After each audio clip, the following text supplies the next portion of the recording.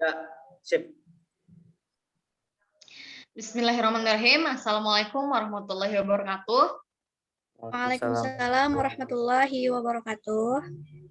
Perkenalkan, nama saya Rizky Amalia Ahlina. Saya selaku moderator pada hari ini yang akan memandu sesi diskusi oleh kelompok yang beranggotakan Arifin, Zahra Unisa Aulia, M. Fahmi, Ahmad Ramadhani, dan saya sendiri. Judul kami yaitu Elemen Brand Equity, Brand Association, Perceived Quality, dan Brand Loyalty. Sebelum memulai sesi diskusi, alangkah baiknya kita buka dengan mengucap basmalah. Dengan itu, kepada teman-teman pemateri, saya persilakan untuk memaparkan materinya. Dimulai dari Saudara M. Fahmi. Oke, baik. Assalamualaikum warahmatullahi wabarakatuh. Terima kasih atas kesempatannya, moderator. Baik, langsung saja. Di sini saya akan menjelaskan beberapa hal mengenai brand quality. Ini kualitas merek adalah nilai tambah yang diberikan pada produk dan jasa. Yang mana definisi lain mengenai kualitas merek adalah dan kewajiban merek yang terkait dengan sebuah merek, nama, dan simbol yang dapat menambah atau mengurangi nilai yang diberikan pada sebuah produk atau jasa kepada sebuah perusahaan atau pelanggan perusahaan. Aktivitas dan kewajiban yang mempengaruhi dalam perubahan merek, persepsi mutu, dan berbagai asusila merek lainnya. Dan aset merek 2001. Menurut Quater 2009-258 dalam bukunya Quater dan Keller 2009 menyebut singkatan dari American Marketing Association. Merek adalah nama, istilah, tanda simbol, atau perancangan atau kombinasi dari hal-hal tersebut yang dimasukkan untuk mengidentifikasi barang atau jasa dari seseorang yang sekelompok penjual dan untuk membedakannya dengan produk pesaing.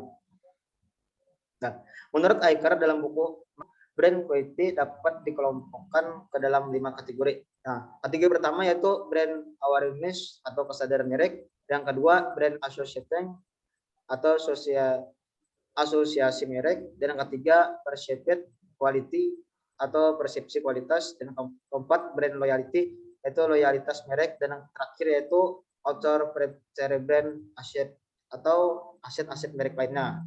Mungkin itu saja penyampaian dari saya. Selanjutnya saya serahkan kepada rekan saya selanjutnya. Terima kasih. Selanjutnya itu brand association. Brand association merupakan aset yang dapat memberikan nilai tersendiri di mata pelanggannya. Contohnya itu seperti McDonald. Asosiasi yang melekat pada merek tersebut adalah karakter Ronald. Aset yang dikandungnya dapat membantu pelanggan dalam menafsirkan, memproses, dan menyimpan informasi yang terkait dengan produk dan merek tersebut. Brand association dapat mempengaruhi rasa percaya diri konsumen dalam pengambilan keputusan pemberian atas dasar pengalaman masa lalu dalam penggunaan atau kedekatan asosiasi dengan berbagai karakteristik merek. Di samping memberi nilai bagi konsumen, brand association juga memberikan nilai bagi perusahaan dalam bentuk yang pertama, brand association yang kuat dapat mempertinggi keberhasilan program dalam memikat konsumen baru atau merangkul bentuk konsumen lama. Yang kedua, 4 dimensi brand association. Yang pertama, brand awareness. Yang kedua, perceived quality. Yang ketiga, association. Yang keempat, aset merek lainnya dapat mempengaruhi alasan pemberian konsumen. Yang ketiga, salah satu cara memperkuat brand association dalam melakukan promosi besar-besaran. Yang keempat, brand association yang kuat digunakan sebagai dasar untuk pertumbuhan dan perluasan merek kepada produk lainnya. Yang kelima, aset-aset brand association lainnya dapat memberikan keuntungan kompetitif bagi perusahaan dengan memanfaatkan celah yang tidak dimiliki oleh pesaing. Selanjutnya, association yang terkuat dari suatu merek umumnya berhubungan dengan berbagai hal, diantaranya satu, produk atribut, yaitu atribut produk. Yang kedua, intangible atribut, atribut tak berwujud. Yang ketiga, customer benefit, manfaat bagi pelanggan. Yang keempat, relative price, harga relatif. Yang kelima, application penggunaan. Selanjutnya akan dilanjutkan oleh Saudara Ahmad Ramadan. Selanjutnya, precipitate quality. Kualitas pada dasarnya adalah dorongan pelanggan. Hal ini disebabkan karena pelanggan yang menentukan keputusan terakhir akan kualitas produk yang ada di pasar. Pengukuran kualitas dari segi pemasaran harus menggunakan sudut pandang konsumen terhadap kualitas. Menurut Keller dan Acker dalam penelitian 2004, menyatakan bahwa persepsi kualitas dapat didefinisikan sebagai persepsi konsumen terhadap keseluruhan kualitas atau keunggulan relatif dari sebuah produk atau jasa terhadap alternatif-alternatif yang relevan sesuai dengan tujuan yang ingin dicapai. Jadi, kualitas yang dipersepsikan tidak bisa ditetapkan secara objektif karena kualitas yang dipersepsikan ini merupakan persepsi-persepsi yang juga melibatkan apa yang penting bagi pelanggan.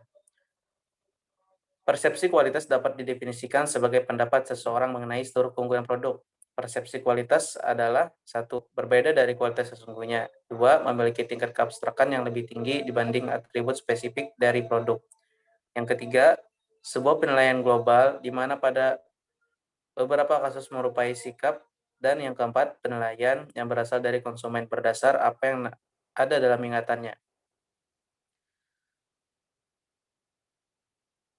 Duryanto menyatakan bahwa persepsi kualitas atau perceived quality adalah persepsi pelanggan terhadap keseluruhan kualitas atau keunggulan suatu produk atau jasa layanan berkaitan dengan apa yang diharapkan oleh pelanggan. Adapun Duryanto, dimensi persepsi kualitas tersebut dibagi menjadi 7. Yang pertama, kinerja, kedua pelayanan, ketiga ketahanan, keempat keandalan, kelima karakteristik produk, yang keenam kesesuaian dengan spesifikasi, dan yang ketujuh hasil akhir. Selanjutnya akan dilanjutkan oleh Saudari Zahraunisa. Baik, terima kasih. Langsung saja tanpa salam, saya akan melanjutkan materi dari Saudara Ahmad Ramadhani, yaitu tentang brand loyalty. Jadi brand loyalty ini merupakan suatu ukuran loyalitas konsumen terhadap suatu merek. Ukuran loyalitas konsumen ini dapat memberikan gambaran mungkin tidaknya konsumen beralih ke merek lain, terutama jika merek tersebut mengalami perubahan baik yang menyangkut harga maupun atribut lain. Terus menurut Acker, tahun 1997, loyalitas merek adalah suatu ukuran keterkaitan seorang pelanggan terhadap sebuah merek. Ada beberapa tingkatan dalam loyalitas merek ini, yaitu yang pertama, switches, yaitu pembeli tidak loyal sama sekali. Yang kedua, habitual buyer, yaitu pembeli yang puas terhadap produk. Yang ketiga, satisfied buyer, yaitu pembeli yang puas namun mereka menanggung biaya peralihan. Yang keempat, likes the brand, yaitu pembeli yang sungguh-sungguh menyukai merek. Dan yang kelima, committed buyer, yaitu pelanggan yang setia. Terus menurut Duane Knapp pada tahun 2001, untuk menciptakan loyalitas absolut konsumen, kuncinya adalah dengan melampaui harapan pelanggan dan menyenangkan serta mengejutkan pelanggan bila mana mungkin. Mungkin itu saja materi dari kami. Selanjutnya saya serahkan kepada moderator. Terima kasih. Terima kasih kepada teman-teman yang telah menjelaskan materi kita tadi. Mungkin itu saja yang dapat kami sampaikan. Kepada teman-teman yang mungkin ada pertanyaan, boleh dikirim di komentar di box komentar. Terima kasih atas perhatiannya. Assalamualaikum warahmatullahi wabarakatuh. Waalaikumsalam warahmatullahi wabarakatuh. Warahmatullahi wabarakatuh.